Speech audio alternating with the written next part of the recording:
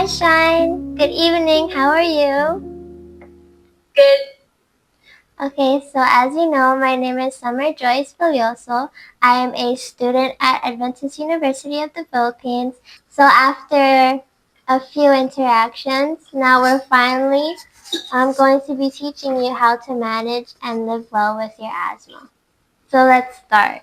The title of our talk today is called Easy Breezy Breathing, Living Well with Asthma.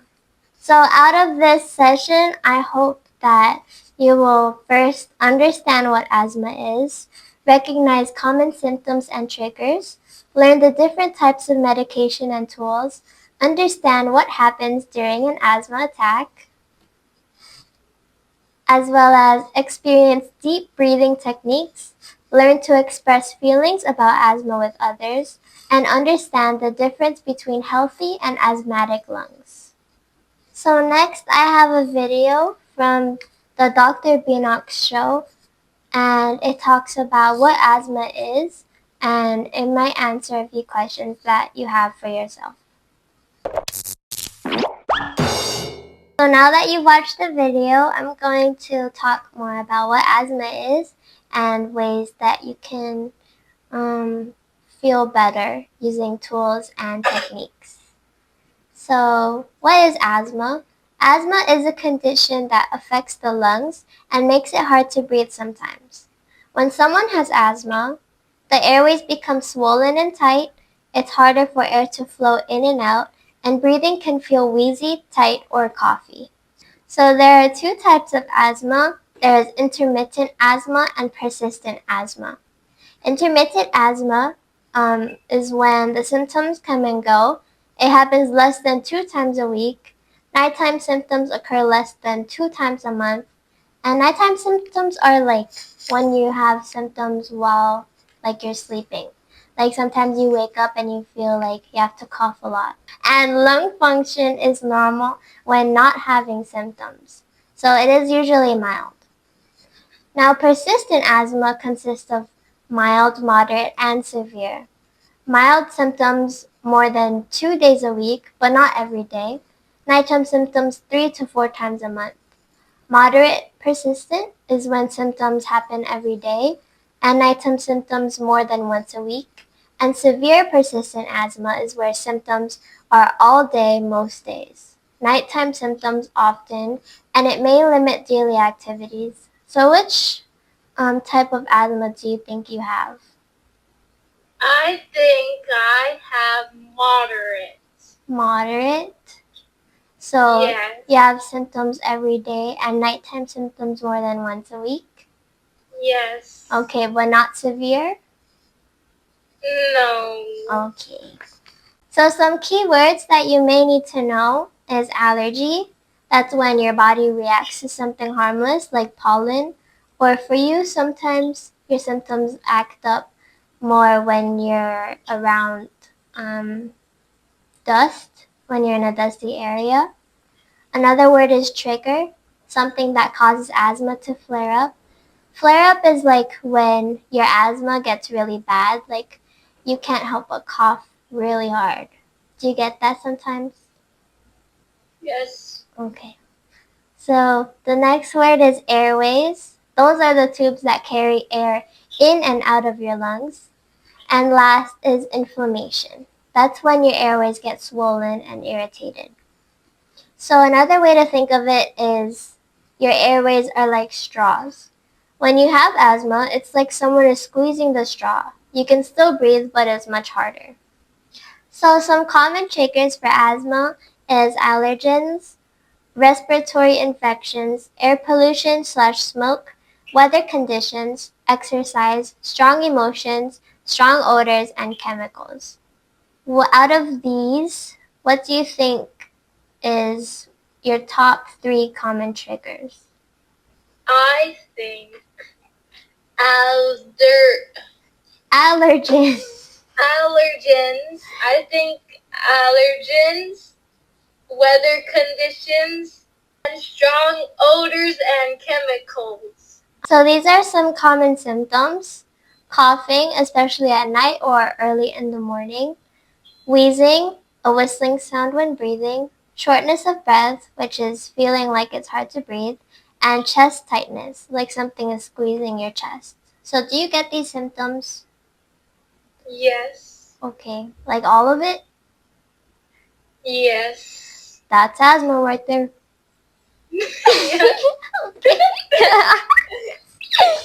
Okay, next slide. So there are two different types of medicines for asthma. There's rescue medicine and control medicine.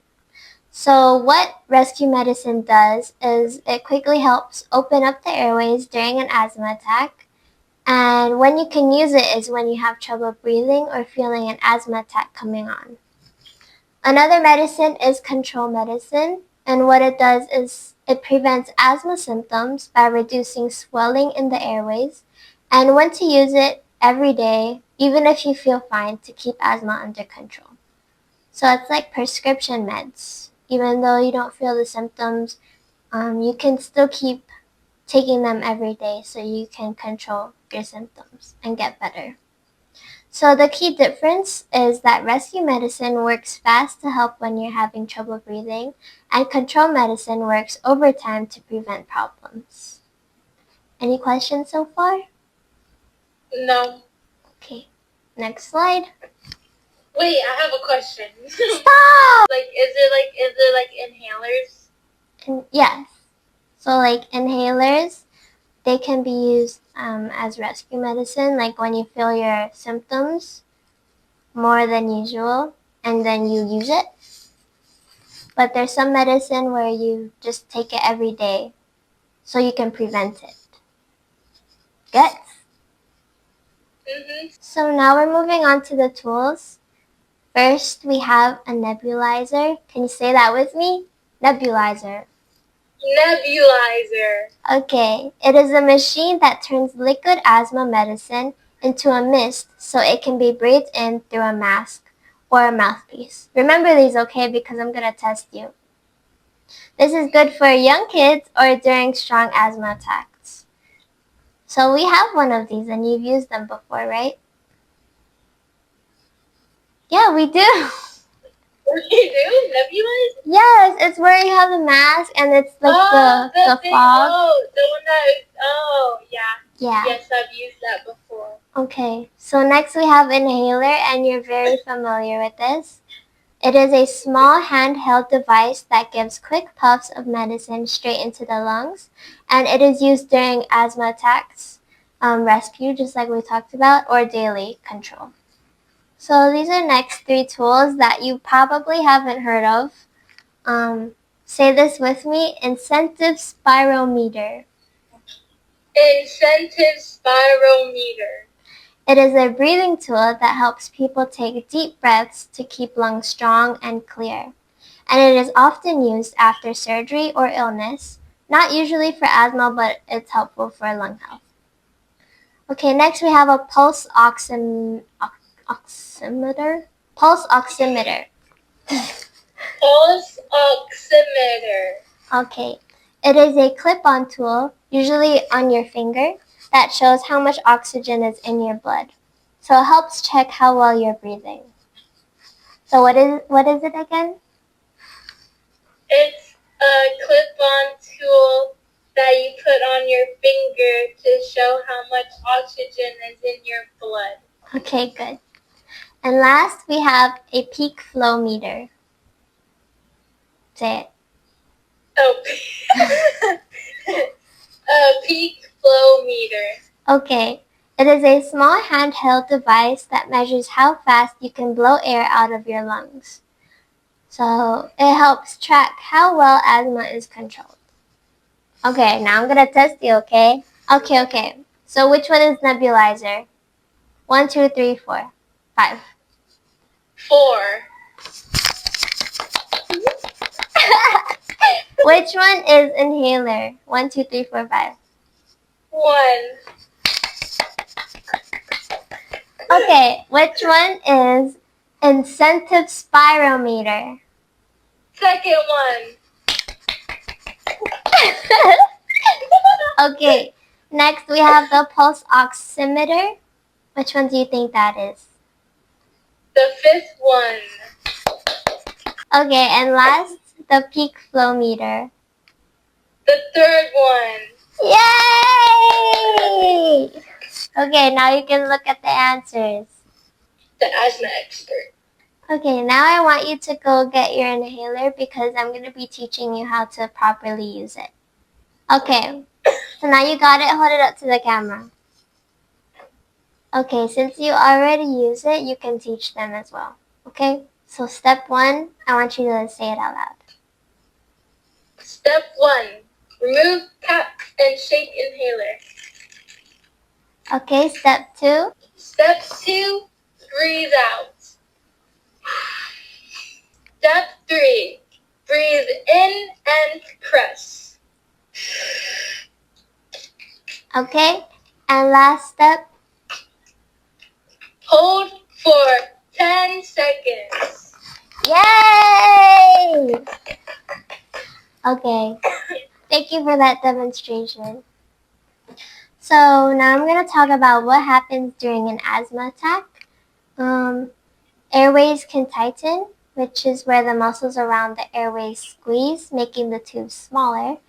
It can also cause swelling, which is where the inside of the airways gets swollen and inflamed.